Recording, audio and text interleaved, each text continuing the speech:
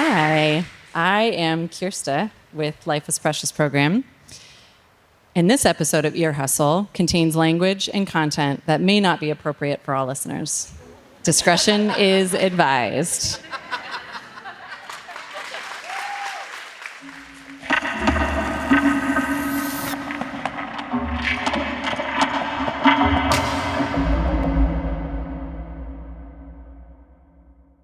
Hey, Nige. Hey, E. What is in that little box you have over there?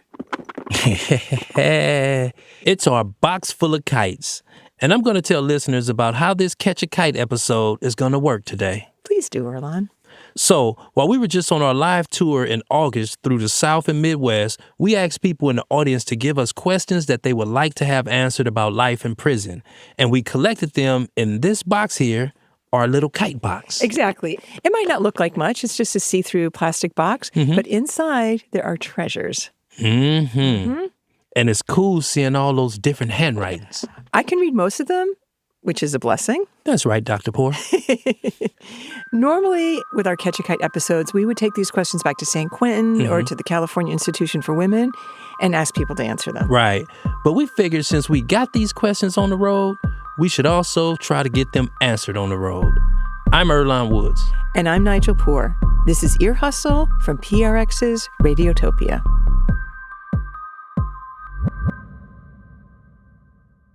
One of the coolest things we got to do on our live show tour was visit 3 women's prisons. It was amazing. One in Ohio, just outside of Columbus, called the Ohio Reformatory for Women. The other 2 were in Oklahoma, the Dr. Eddie Warrior Correctional Center near Tulsa and the Mabel Bassett Correctional Center not far from Oklahoma City.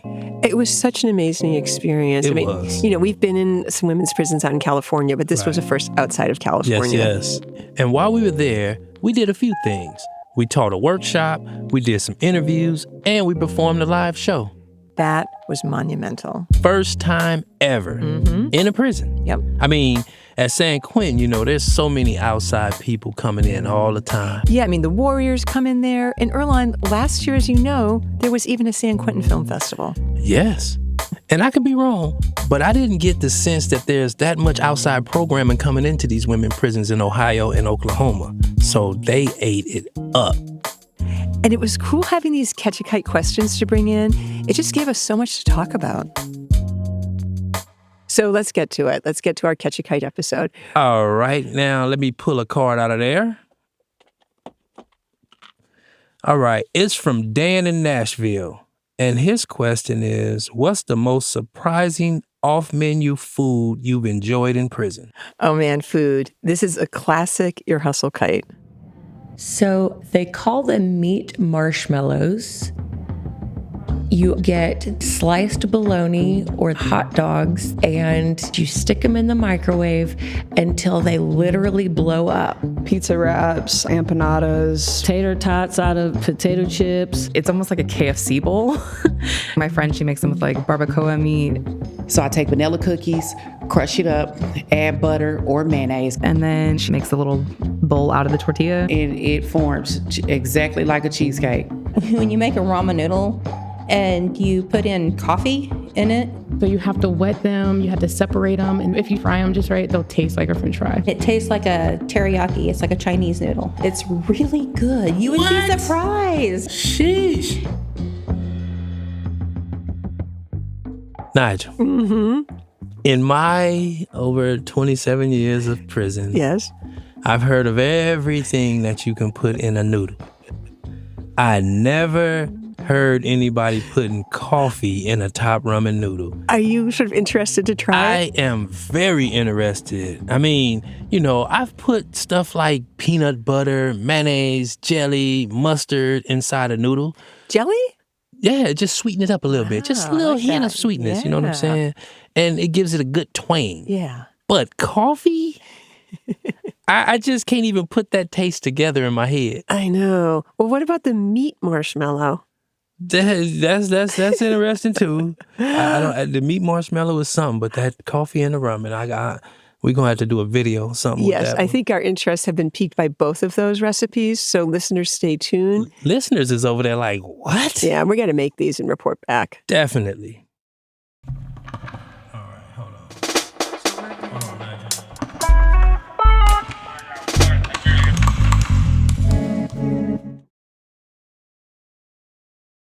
This next question comes from Kelly in Durham, North Carolina, and she wants to know how menopause and perimenopause are managed in prison and whether or not women have access to hormone replacement therapy.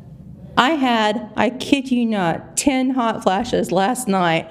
It is miserable. When you light up with a hot flash, it's like lighting them from the inside out. You feel like your core has caught on fire. So you just become like a little flame.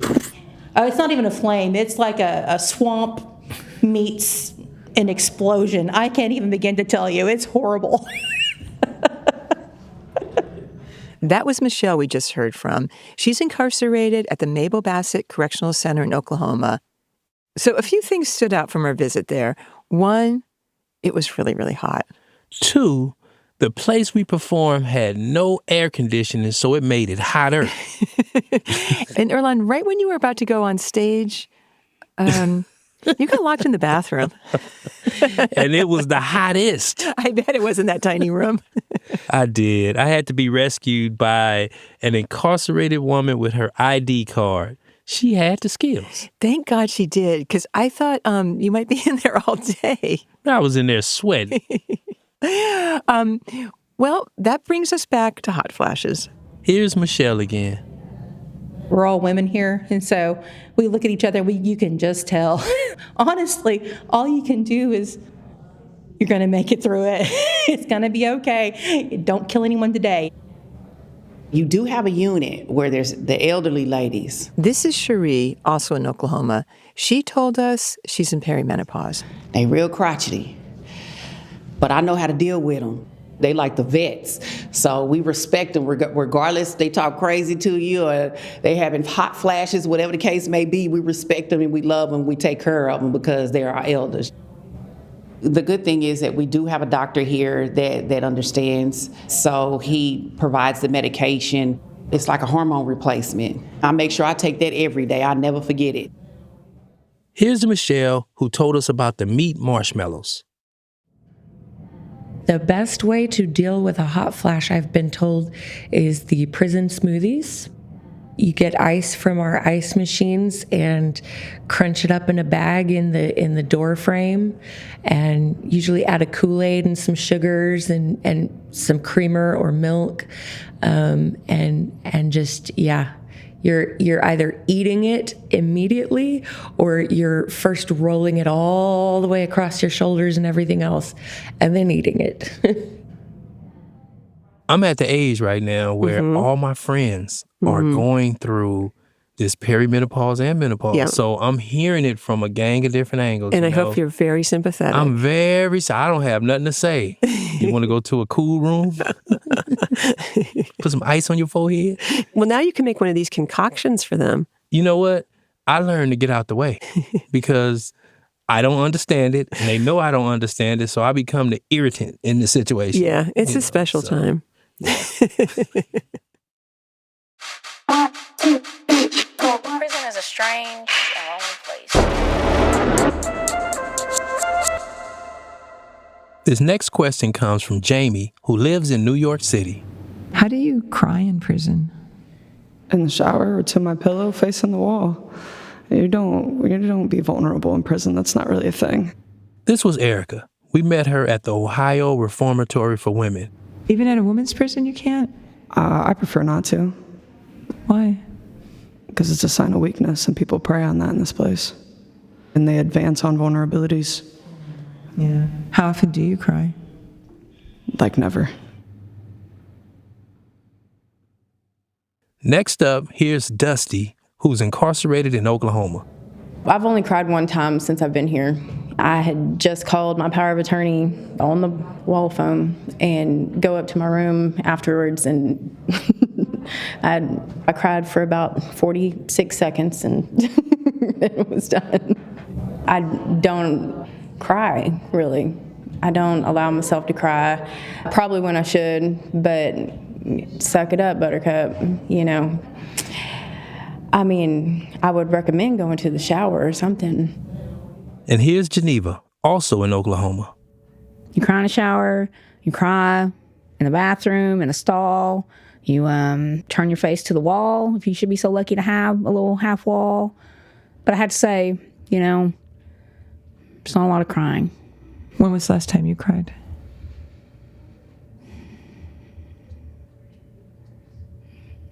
I cried when my friend left. We had been friends for a long time. Her name's Michelle, and she just left in April. And I cried when Michelle left. Because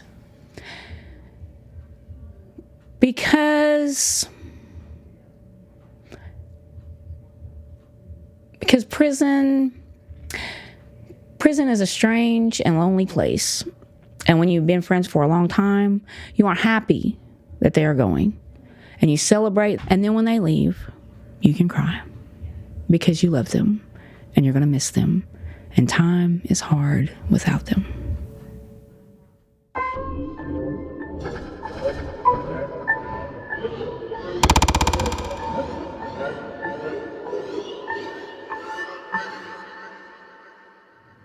So this is a question somebody asked. Has your relationship to time changed since you've been in prison? And I'm asking because she's got a big clock tattooed on her arm. I got the hourglass. She has a clock and an hourglass. How many Michelles are in this episode? I don't know. I lost count. This one is from the Ohio prison we visited. Sometimes I feel like maybe I'm in like a purgatory. Like life just feels distorted. I guess like it's on pause. I got locked up at 22 and I'm 33 now. So I'll be 40 when I get out. I feel like there's not enough time. There's too much time. Like I want it back, but also I can't wait to get to 40, you know?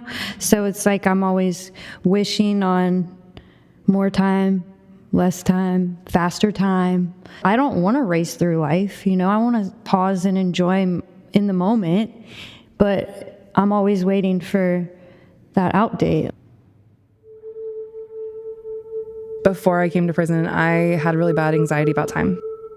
And here's Rebekah. We met her at the Dr. Eddie Warrior Correctional Center in Oklahoma. So like I was one of those people that like if I was not 10 minutes early to wherever I was going, I was definitely late.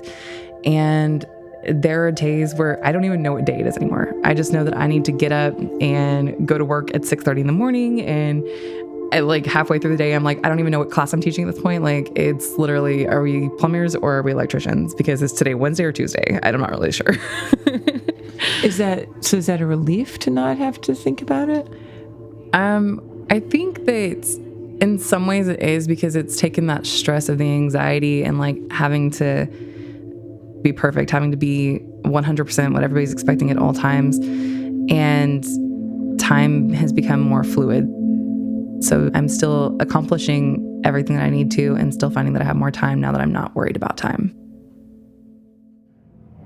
Father time, Father time. Father time, Father time. Now it just sounds like we got a philosopher here. Totally. This is Brittany. We met her in Oklahoma. I knew about God and I had always went to church, but I didn't really meet Jesus until coming here. I felt like he set me here and set me down to catch up like two tomatoes. What? Me and him. I never heard that expression. Say it again. Catch up like two tomatoes. Me and him. I went through a lot of culture shocks with this time thing. It made me angry, kind of mad. I was mad at first a little bit. Yeah. I was being told what time to do this, what time to do that, what time I could eat, sleep, that I got all this time on top of all the time that I got, you know, and then the time I wasted, the time I had the car wreck, the time that led me here, and the time that I'm about to leave. It's just time. I was just like, wow. I even went astrological with it. I'm like, okay, I'm a Capricorn. I'm lined up with this time. Saturn is my ruler. I went until I opened the book of life, the Bible.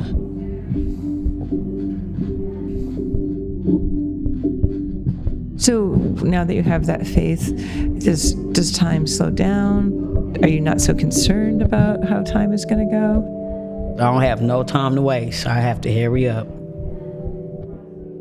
In that spirit, let's keep it tight now. Okay. We're going to take a short break. And we'll be right back.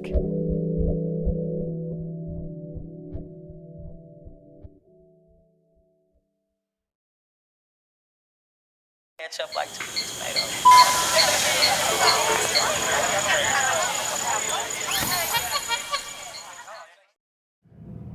We had a staff member that came in just the other day.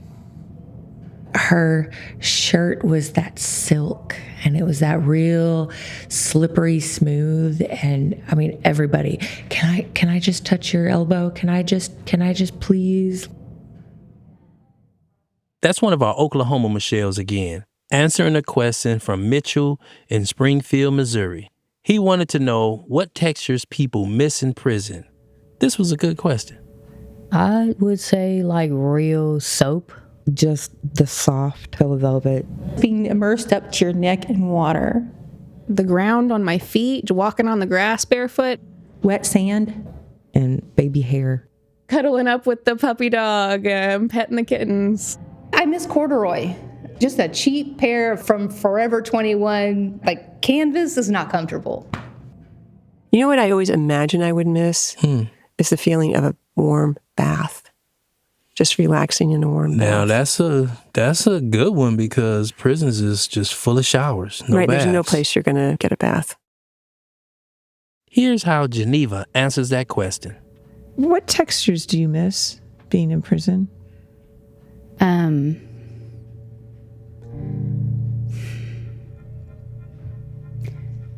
I never could imagine that I would say this, but I would have to say skin. Especially the skin of someone you love. Is there a particular skin? Yes, there is. You want to stop it there? His name is Roshan. Have you felt his skin before? In a previous life.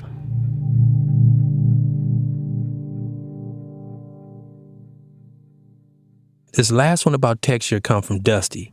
We met her earlier talking about crying. What textures do you miss? Carpet. I was in Afghanistan for a year, and before I come home, I had my whole house recarpeted. It was a really dark brown, very plush, soft carpet, and I had this carpet pad underneath it, and I mean, it was softer. I promise you it was softer than my mat I got right now. And when I come home, I just laid in the floor, and I can't wait to do that. Were you in the military? Mm-hmm. Yeah. What's different from prison and the military? That's a great question because whenever I was in Afghanistan, I had a friend who was in prison, and we would write back and forth, and he'd be like, tell me about your day. What goes on over there, you know? And I'd describe my day, and he'd say, your day sounds just like mine. Like, locked down, can't leave on your own, someone always want to kill you. Nigel, I've talked to people in the military, and they say the same thing. Far as the language, the activities, like you have a commanding officer there, you have a correctional officer here. You know, you can go to the hole in either the military or prison, all kind of stuff. Okay, this is sort of a weird question, but when we were on the tour, we met your friend. Yes. Who had been in the military. Yes. Around the same time you were in prison. Yes. Who do you think had a I think worse he had experience? it way worse than me. And the crazy part is he was with us back in those days. So if he would have not left and went to another state, he would have been in jail with us. But, you know, he was in the first Gulf War, and that was just blew my mind, the stuff they seen and participated in. So, Erlen, you're saying he experienced more trauma and disturbing things in the years he was in the military than you did in 27 years in prison. Definitely. And he and I fell out of touch for a long time while I was in prison. But when I got out, you know, we talked a couple of times, and, you know, I don't know, it was almost like I can imagine him just staring out in the sky as he spoke to me. When you were talking about military stuff? Yeah. But I can tell you this, though. When I seen him on tour, it was 1988 all over again. Nice. You know what I'm saying? Like, we fell right back into everything. You know, only thing we was tripping off of was like the gray hairs and the little bellies. The little bellies, yep. Well, Bernard, I hope you hear this episode. It was great to meet you.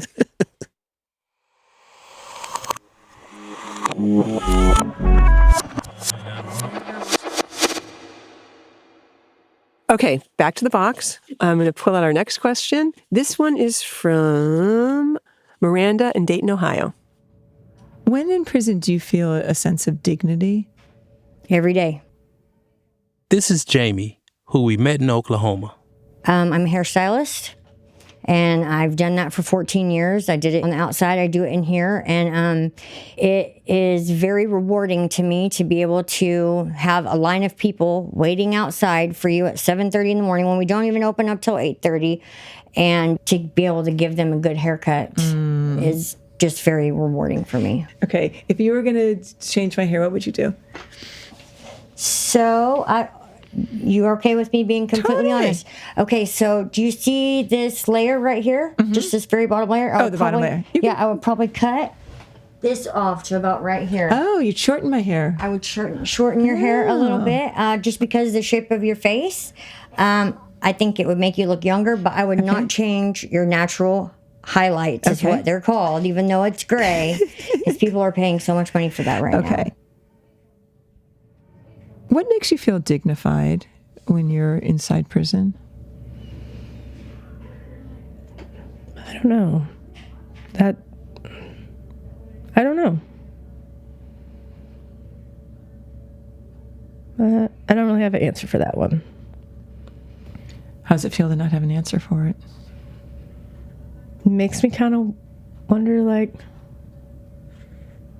how should I feel about that? You know, but yeah.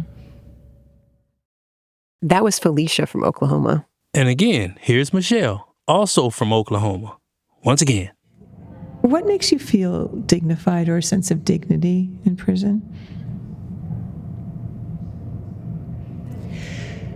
When staff members address me as Ms. King or ma'am, or ladies, can I have your attention, please? Just people recognizing that you are a human being. And yes, I might have inmate attached to my name. I might have this number that I have to have memorized and might as well have tattooed in my brain, but I'm still a person. What other names have you been addressed by that aren't dignified?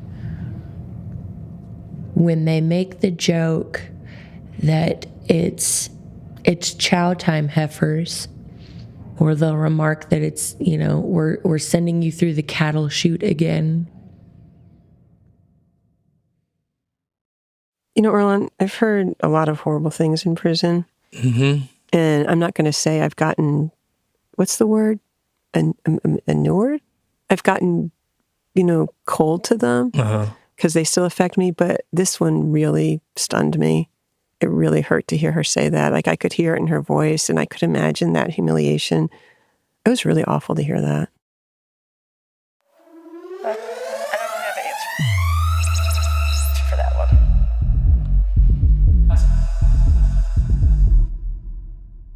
We've got one last question, and it comes from Brad in Ohio.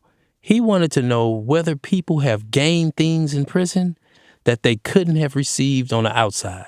Here's Vanessa, who we met in Oklahoma. I came from a background where I did a lot of drawing.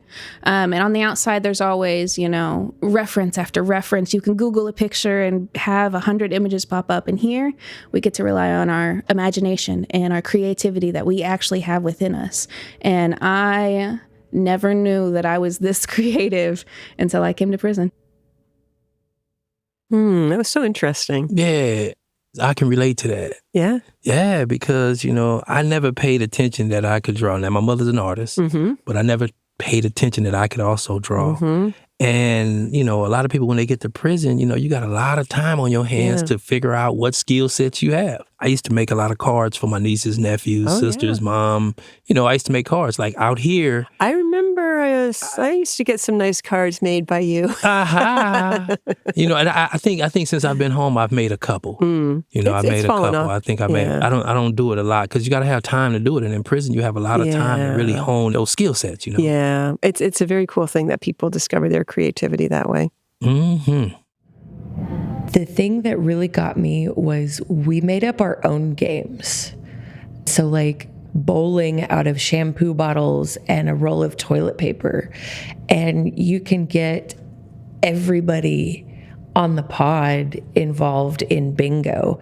And it's pieces of paper that we have written down, and you have a colored pencil instead of a dauber, and you better not cheat because I promise everyone will jump you.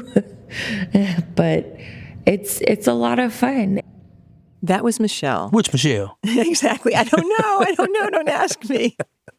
And this is Christine from Oklahoma talking about what she gained in prison. I have a really small core group of people that I can rely on to make sure that I'm safe. And on the outside, I live out in the middle of the country, and there is nobody around. Christina has an eye condition that's making her lose her sight, and Michelle is helping take care of her. Going through the trials that I do with my vision in here, I can't imagine what it would be on the outside. I probably would have committed suicide by now.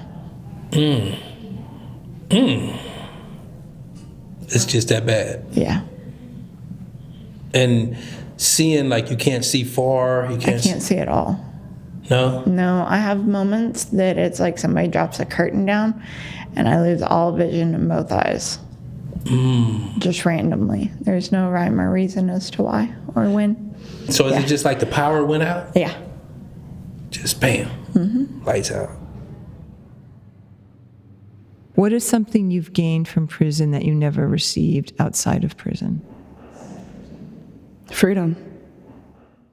This is Erica from Ohio, who we heard from earlier talking about how she never cries in prison. Erlon, I remember her really well. When she walked in, she was very kind of like stoic.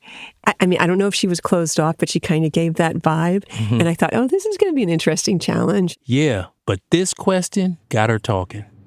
You experienced freedom in prison? Yeah. Can you explain that? Prior to incarceration, I was an addict, so drugs. I've been incarcerated since I was 22 years old. And so I learned who I was. Incarceration kind of built me. I started drinking when I was 9. I started doing heavier drugs by the time I was 12. And then crack cocaine was my drug of choice by the time I was 17. I was raised in it. My mother was an alcoholic, many men in and out of the home, so it was a normalcy. And so nobody taught me how to adult or gave me coping skills. I was born in a barn raised by wolves.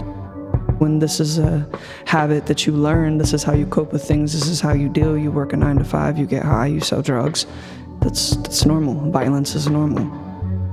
What changed in your life once you stopped using drugs? Or how did it change the way you saw yourself? I didn't see myself. I was a shadow. I didn't exist. On drugs? Yeah, by any means necessary. I was a very cruel person. And what changed once you stopped them? How do you see yourself post-drugs? Confident, a progress and work every day. It's a practice. I feel like every day I'm growing towards the best version of myself.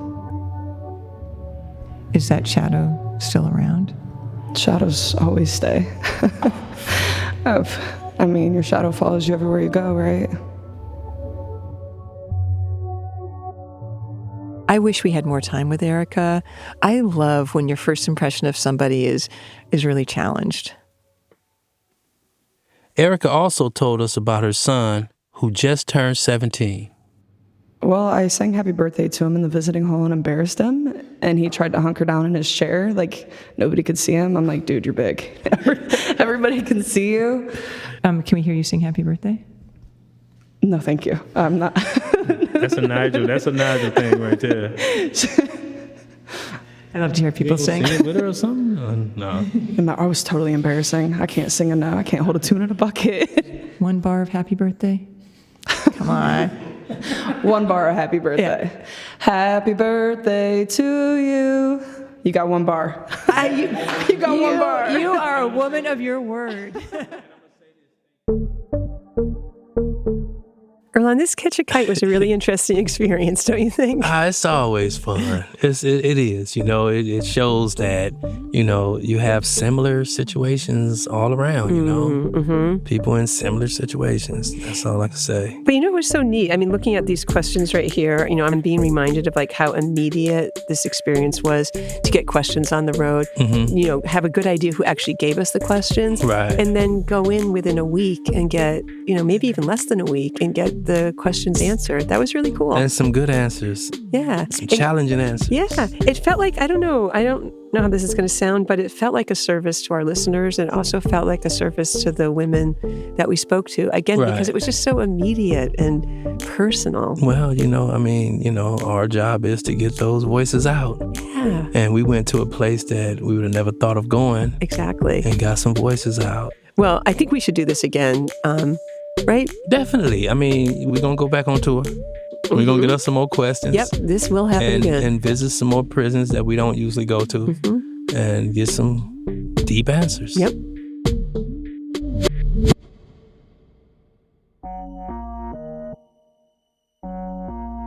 Ear Hustle is produced by me, Nigel Poor, Erlon Woods, Amy Standen, Bruce Wallace, and Kat Shupnick.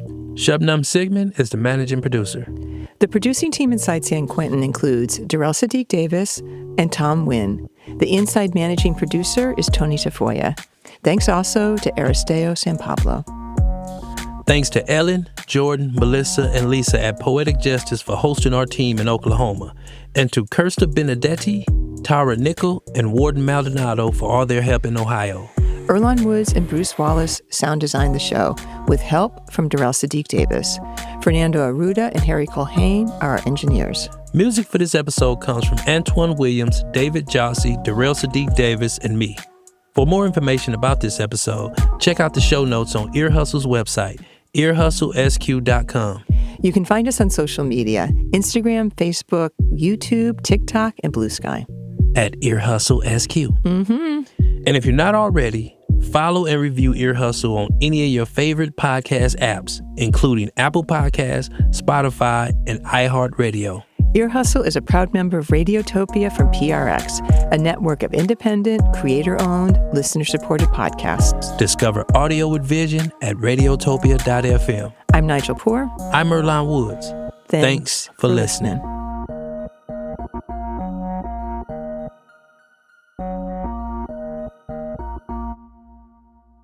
Could I have bangs? Yes. I would think I would do a side bang. I wouldn't do a full bang because you have a major cowlick right there in the front. How could you see that? It's my job. Radiotopia.